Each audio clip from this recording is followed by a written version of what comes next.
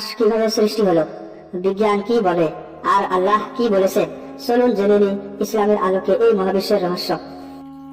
আল্লাহ বলেছেন সূরা আনআমে, তিনি আকাশমণ্ডলী ও পৃথিবী সৃষ্টি করেছেন 6 দিনে। সূরা আনআম আয়াত 101।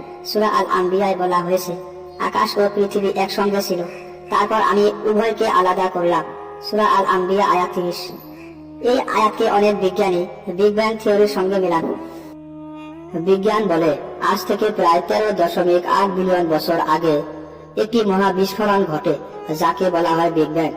এই বিস্ফোরণ থেকেই আকাশ, গ্রহ, তারা, গ্যালাক্সি সব সৃষ্টি হয়।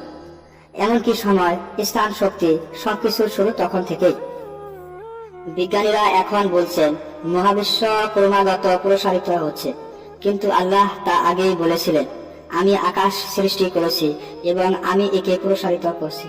সূরা জারিয়াত আয়াত 47।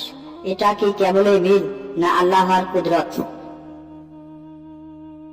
একজন নিরক্ষর মানুষ হযরত মুহাম্মদ সাল্লাল্লাহু আলাইহি সাল্লাম 1400 বছর আগে কিভাবে এসব তথ্য জানলেন? আকাশ সৃষ্টি, বিস্ফোরণ, প্রসারণ, যা বিজ্ঞান মাত্র এখন খুঁজে পেয়েছে।